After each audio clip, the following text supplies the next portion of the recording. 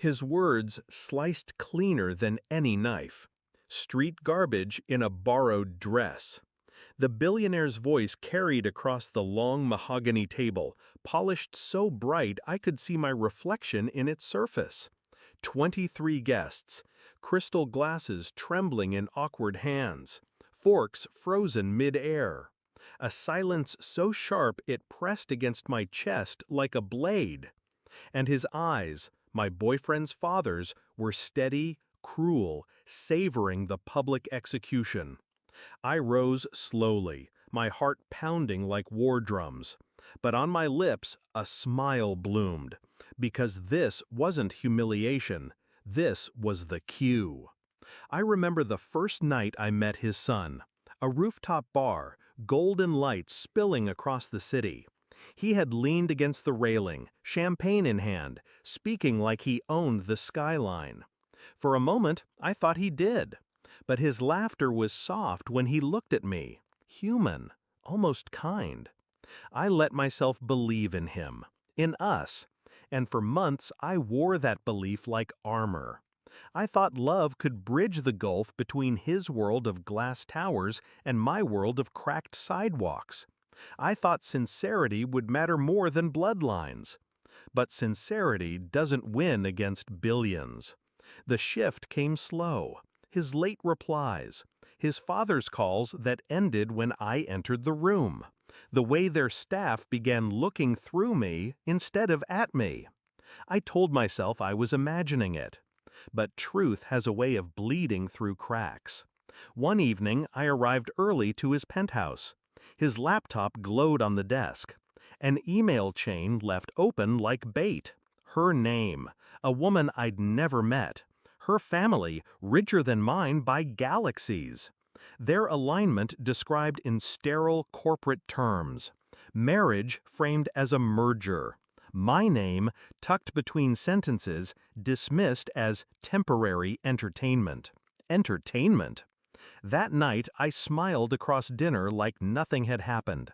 I poured wine, I kissed his cheek. But inside, the switch flipped. I did not scream. I did not leave. I observed. I learned. I began tracing their empire. Not the glittering skyscrapers they paraded, but the bones beneath. The shell corporations, the lawsuits buried, the creditors whispering in shadows. I followed their paper trails the way a hunter tracks blood in snow. And I found it. Weakness. A real estate deal, dirty, fragile, hinging on silence. Bribes signed with trembling pens. If exposed, it would burn their legacy to ash. But timing is everything.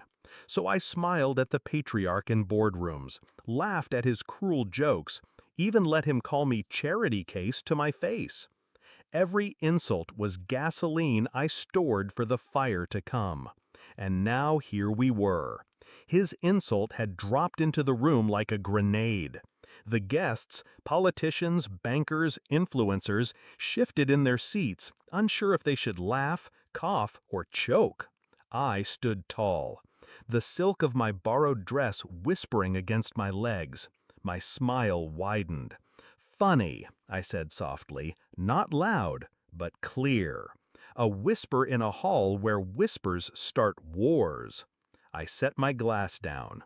Because street garbage doesn't usually own half the land your new development is built on. The air fractured. Heads snapped toward me. His eyes flickered, just for a second. He hit it fast, but I saw. I leaned forward, calm, deliberate. I warned the city council that your permits were forged. They didn't believe me until I sent them copies of your private accounts. Offshore, untaxed. Gasps rippled down the table. I stepped closer, placing my hands flat against the gleaming wood. By tomorrow, headlines will brand you the king of fraud. Investors will scatter, banks will freeze. Your empire will collapse before dessert is cleared. He tried to speak, but his lips only trembled. His son's face drained pale beside him, betrayal cutting in both directions. I straightened, adjusting the strap of my dress. "Street garbage, you said?" My voice was soft, cold. Funny thing about garbage, it knows how to rot empires from the inside. The room erupted. Chairs scraped, guests whispering in frantic waves. Some fled, some lingered, hungry for the bloodbath. I turned my back on him, on them. My heels echoed against marble as I walked toward the door, every step steady, deliberate, final. I didn't look back. I didn't need to, because I knew by sunrise their name would be poison, their legacy, ashes. Do I regret it? No. Love blinded me once. They thought cruelty would break me, but cruelty sharpens. Betrayal educates. And when power mocks you across a dining table, you don't weep. You rise, you whisper, you burn it all down with a smile. Empires don't fall with thunder. They fall with a whisper. And tonight, that whisper was mine.